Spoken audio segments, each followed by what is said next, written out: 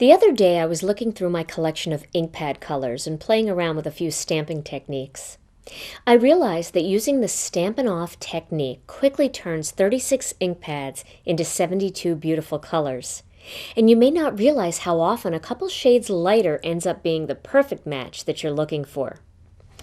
I printed this chart from the Ranger website, and this is a chart that you can create using your Tim Holtz Distress inks.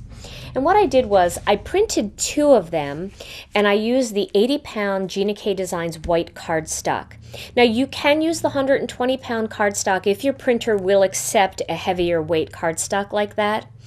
And if you tend to stamp more with warm tones and you like the ivory cardstock instead of the white, then make your chart on ivory cardstock because that will change the color of the ink just a little bit. So let me show you what I did here while I was playing around. I decided that I wanted to see what the colors all looked like stamped in full color right off the ink pad and then stamped off once, meaning that I stamped it off on a piece of paper first and then stamped it to see it in a lighter version. And the nice thing about making two charts at the same time is you don't waste any ink at all. You actually stamp the color and then that's already stamped off, and then you can go ahead and stamp the other chart. So one of the colors that I tried was the Dusty Concord, and I was amazed at how easily one ink pad then coordinated with two of the different Gina K Designs cardstocks. So let me show you that here. When you print this card with this color chart, you'll find that the ink colors are not in alphabetical order, and that's okay. They're actually in the order that the ink pads were released, so you just have to kind of find them first. And here's Dusty Concord way down here, so I'm going to stamp that first. And the stamp I'm using, it's good to do this with a chunky stamp. I'm using a flower image from Melanie Menchinger's Fun Year Round stamp set. Okay, so I'm going to stamp it once, full ink, and then I'm going to stamp it once now that it's stamped off in the lighter version here. Now check this out. Let me pull these close together so you can see. Here are two of the Gina K Designs cardstocks. This is our Vibrant Violet, and that one coordinates a lot better with the darker one, but here's our Wild Lilac, and that one looks so much better with the light colored ink, but it's all one ink pad.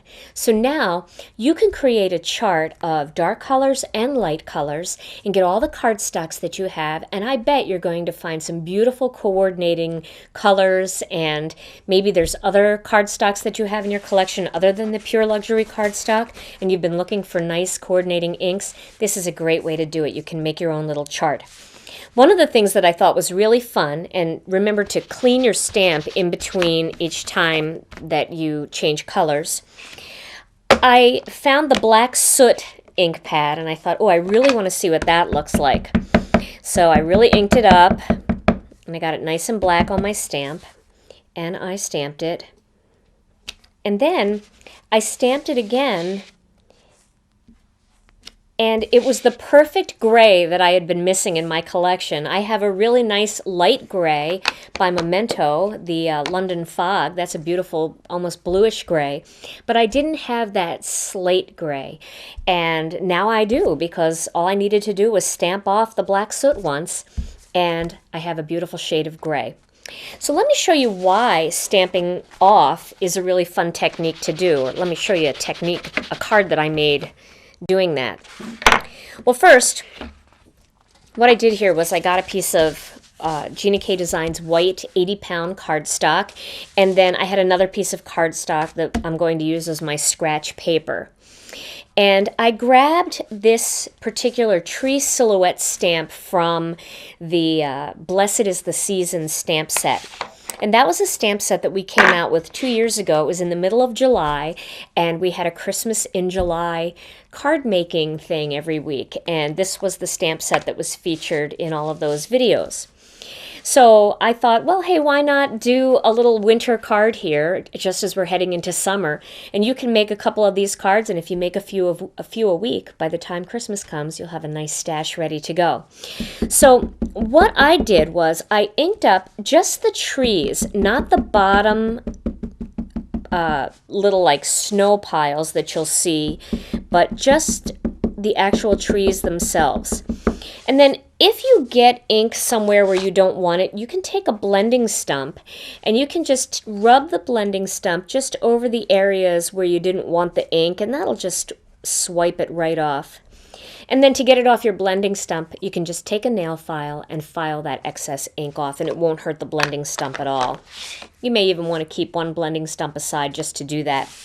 So on my scratch paper, what I did was I stamped it, and then I stamped it again, and see how it got lighter?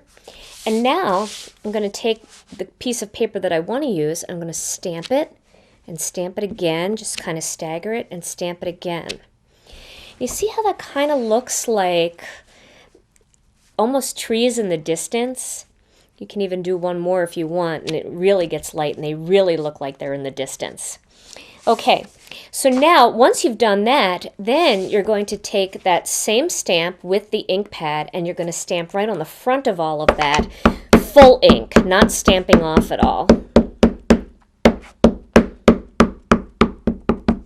So now that I've inked that up real well, and then the little mounds of snow around the base of the trees will show, and I'm just going to do that right in the center here, like that. Isn't that pretty?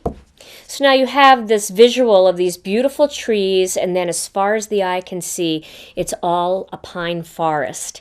So I really like that, and I decided once I finished playing around with it, I would turn it into a card. So let me show you this little card project I made. Here, what I did was I took that little panel with my trees and just matted it onto some black onyx cardstock, and then I stamped one of the greetings from the Blessed is the Season stamp set, and embossed a piece of white cardstock using the Swiss Dot Cuttlebug folder. Cut it out and put it all together with just a little bit of tape, and then the greeting is on here with 1/4-inch pop dots, so it's just raised up a bit. And this is our black gingham 3/8 of an inch ribbon. This is such an easy card sketch. There's no punches, there's no dies, there's nothing with it. It's just white and black cardstock, a little bit of black ink, and some stamps, and you put it all together so easily. You could make tons of these really fast, and if you start making these now, by the time Christmas rolls around, you'll have a nice stash ready to mail out. To download and print copies of this and other charts, visit stamptv.com and click on the New Charts button on the left-hand side of the home page. There you will find links to this chart and other useful sizing charts, color matching charts, and more. Bookmark that spot on your computer or pin it to Pinterest so you can easily check back to see what's new.